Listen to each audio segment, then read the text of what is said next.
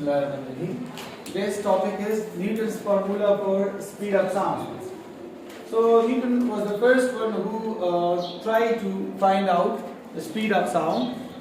And what he did, first we will study his assumptions.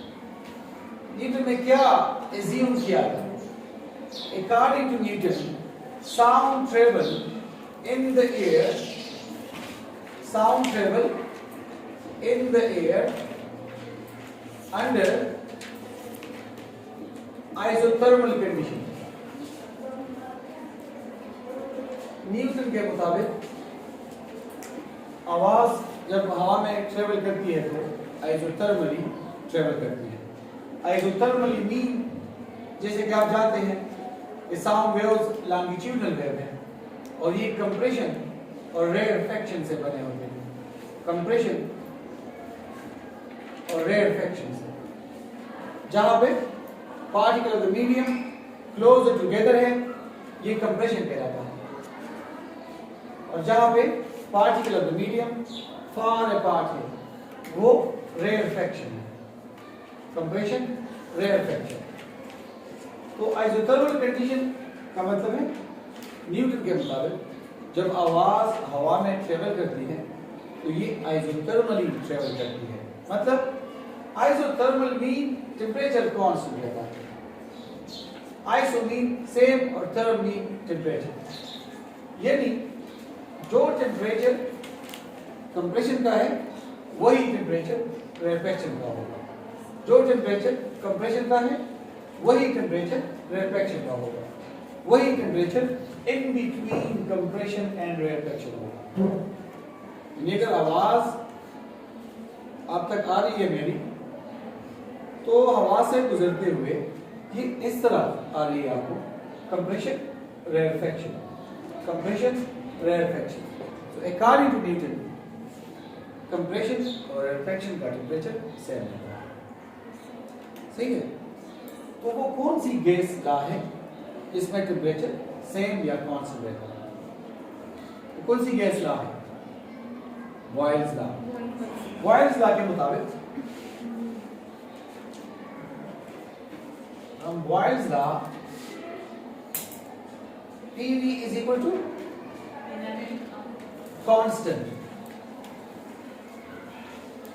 देखिए Boyle's law ये थी कि the volume of a given mass of a gas is inversely proportional to its pressure at constant temperature. अगर temperature constant हो, अगर temperature constant रखे तो volume of a gas इसके प्रेशर से इनवर्सली प्रोपोर्शनल है.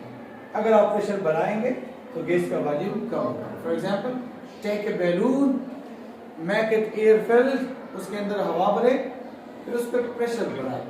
जब आप उस पर प्रेशर बढ़ाएंगे तो उसका वॉल्यूम कम हो जाएगा.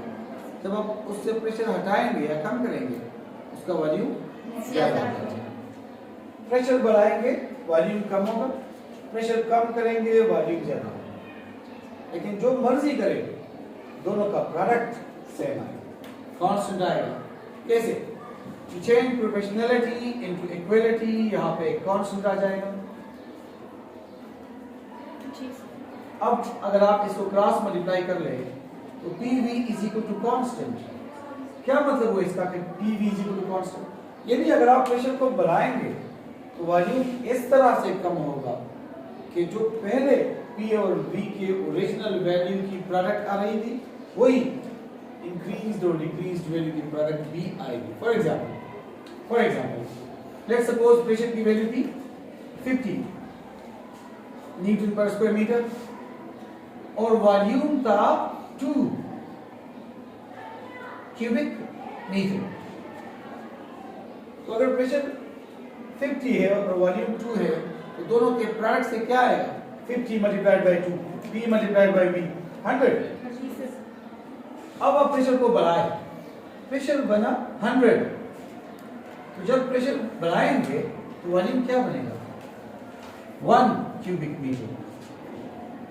तो देखिए again 100 ones are 100.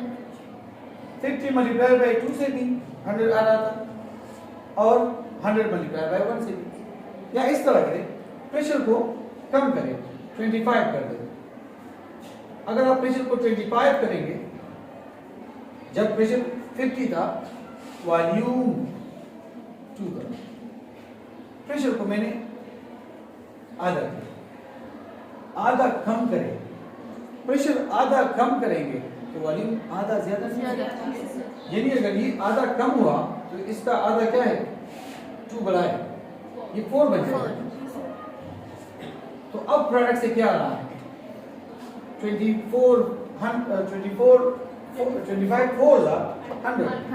Again product यहाँ भी 100 था, दोनों का प्रोडक्ट यहाँ भी 100 है, दोनों का प्रोडक्ट यहाँ भी है।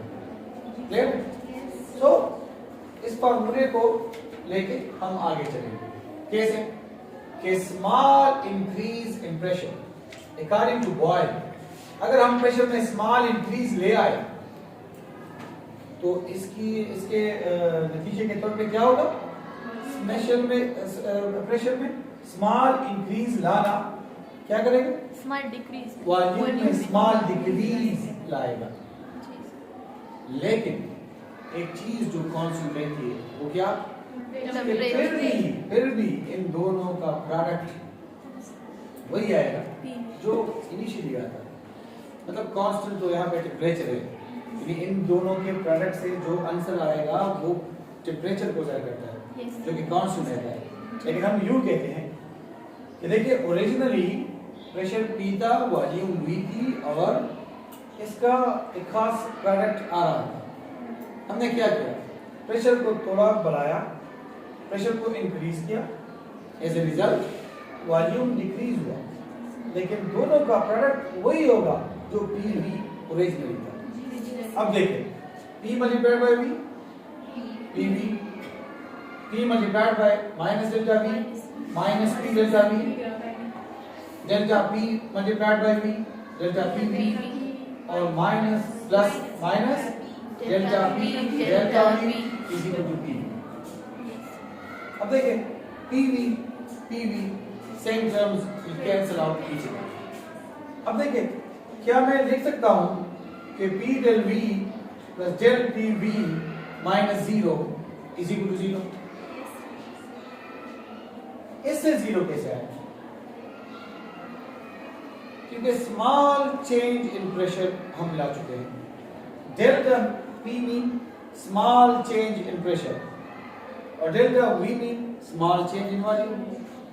Bye small we mean very small. यानी let's suppose delta P pressure में चेंज है इतना, multiplied by delta V volume में भी चेंज आया इतना, तो ये वेरी वेरी स्मॉल हो जाएगा जब मल्टीप्लाई हो जाएगा। यानी small multiplied by small is equal to so small that it is approximately equal to 0। Small को जब आप स्मॉल वैल्यू के साथ मल्टीप्लाई करेंगे तो वो मजीद स्मॉल हो जाता है, यानी 0 के करीब। अब देखें, क्या मैं लिख सकता हूं del PV is equal to P delta V, ये माइनस है, उधर जाके ये प्लस है। अब देखें, क्या del P by V del V इस तरह लिख सकता हूं या नहीं लिख सकता? हम इस तरह कर लेते हैं कि del P, आप देखें यहां पे ये V मल्टीप्लिकेशन में है, जब ये उस साइड पे जाएगा तो डिवाइड हो जाएगा, या दोनों साइड को V पे डिवाइड कर। ये V इक्वेशन के लेफ्ट साइड पे मल्टीप्लिकेशन में है, इक्वेशन के राइट साइड पे जाके ये डिवाइड हो जाएगा। अब देखें, अब यू कहें कि del V by V equation के राइट साइड पे मल्टीप्लिकेशन में है P के साथ, del V by V P के साथ मल्टीप्लिकेशन में है, इक्वेशन के इस साइड पे आ जाए तो ये डिवाइड हो जाएगा। तो P की वैल्यू क्या आ गई, del P divide by del V divide by V। ज़्यादा क्लियर है? अब देखें, मजीद आगे जाएं, क्या रिजल्ट आया कि P is equal to del P divide by del V divide by V। अब ये क्या है? प्रेशर, चेंज इन प्रेशर, इसको हम स्ट्रेस भी कह सकते हैं। प्रेशर को मैं स्ट्रेस कहता हूं, और change in volume divide by original volume, इसको कहते हैं स्ट्रेन, बल्क स्ट्रेन। आपको पता है कि हम प्रेशर और स्ट्रेस की यूनिट सेम है। प्रेशर है फोर्स पर यूनिट एरिया, और स्ट्रेस क्या है? Force per unit area. फर्क क्या हुआ? Pressure is that force per unit area which doesn't bring any change. Pressure, इस वक्त मैं कितना प्रेशर लगा रहा हूं, कितने एरिया पे कितना फोर्स लगा रहा हूं, ये मेरी प्रेशर है। But do you see any change? No, that is called pressure. But when force per unit area is applied intended to bring some change in length, change in volume, change in shape, that force per unit area is called stress. और याद रखें, stress और strain के ratio को हम कहते हैं modulus of elasticity. याद रखें, दोबारा सुनें। प्रेशर का दूसरा नाम है स्ट्रेस। स्ट्रेस असल में फोर्स पर यूनिट एरिया है।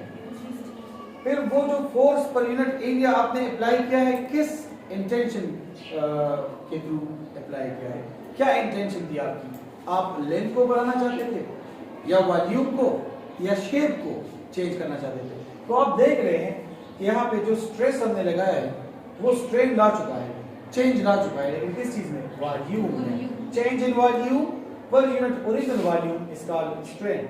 और स्ट्रेस और स्ट्रेन के रेशियो को हम यंग मॉडुलस भी कहते हैं, बल्क मॉडुलस भी कहते हैं, शियर मॉडुलस भी कहते हैं। आपने 9 में पढ़ा है। यहां तक आप इतना समझ लें, केवल स्ट्रेस और स्ट्रेन के रेशियो को हम मॉडुलस ऑफ इलास्टिसिटी कहते हैं। अब यहां तक विषय क्या सवाल है? अब आपको पता है कि साउंड लॉन्गिट्यूडनल वेव्स है, और हम साउंड की स्पीड को फाइंड कर रहे हैं। तो साउंड की स्पीड का फार्मूला क्या होगा? लॉन्गिट्यूडनल वेव के स्पीड का फार्मूला क्या होता है? क्या होता है? v is equal to elasticity divided by density. Elasticity divided by density. लेकिन हम तो इलास्टिसिटी की जगह p लगाएंगे, प्रेशर, क्योंकि न्यूटन के assumption के थ्रू आते हुए हम क्या रिजल्ट ले आए? इलास्टिसिटी की जगह हम प्रेशर लगाएंगे। E की वैल्यू क्या निकल आएगी? P।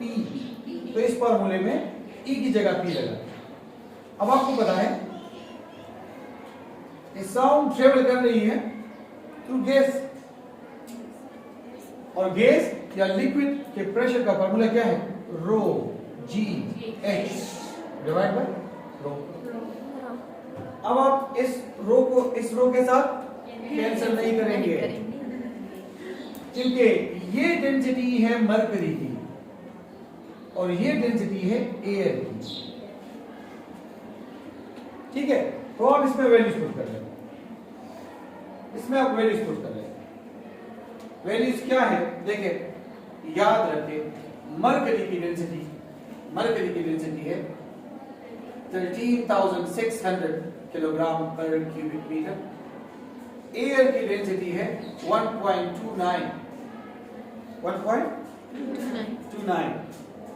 सही है, क्लियर है जी। ग्रेविटी की वैल्यू है 9.8 मीटर पर सेकंड स्क्वायर, और हाइट क्या है? 76 सेंटीमीटर या 0.76 मीटर। क्योंकि ये हाइट कहां से आया? देखिए, मरकरी की बात हो रही है ना। अगर आप बैरोमीटर में मरकरी डालें, जितना मर्जी डालें, यहां तक कर दे या यहां तक डाले, ये कितनी हाइट अटेन करेगा? 76 सेंटीमीटर। क्यों? क्योंकि 76 सेंटीमीटर मरकरी ये हमारे इर्द गिर्द एटमॉस्फेयर का प्रेशर है। हमारे इर्द गिर्द हवा का एक समंदर है जो हम पे मुसलसल प्रेशर लगाता है। कितना? 180 m, 1 न्यूटन पर स्क्वायर मीटर, 1 लाख पास्कल, 1040 बार या मिली बार, tar and centimeter of mercury. So many units of pressure are there. Clear है? तो मरकरी कॉलम की हाइट क्या होती है? इतनी होती है। अब ये सारे वैल्यूज इस फार्मूले में पुट कर दें। Density of mercury, gravity, height divide by density of air, तो रिजल्ट आ जाता है 281 मीटर पर सेकंड। स्पीड ऑफ साउंड का रिजल्ट क्या है? न्यूटन एजम्पशन के थ्रू 281, लेकिन एक्चुअल स्पीड ऑफ साउंड क्या है? ये तो माइनर वैल्यू हो गई। अब एक्चुअल वैल्यू क्या है? 332 मीटर पर सेकंड। तो इसमें एरर कितना है? 16% एरर। अगर इसमें एरर 1% होता या 2% होता तो हम इसे साइंटिफिक एरर समझ लेते कि या तो ये पर्सनल एरर है या सिस्टमैटिक है या रैंडम है। लेकिन एरर आप देख रहे हैं कितना है? 16%। This can not be an experimental error. एक एक्सपेरिमेंट में इतनी गलती ये अलाउड नहीं है। सो इट मींस कि समथिंग वेंट रॉन्ग, कुछ गलती हो गई है, कुछ डिस्क्रिपेंसी है, कुछ खामी है जिसकी वजह से इतना ज्यादा डिफरेंस आ रहा है। तो ये न्यूटन का जो अटेम्प्ट है ये फेल हुआ। अब इस अटेम्प्ट को ठीक करने के लिए एक फ्रेंच मैथमेटिशियन आएंगे जिसका नाम है लेप्लास। तो अगले लेक्चर में इंशाल्लाह हम लेप्लास करेंगे।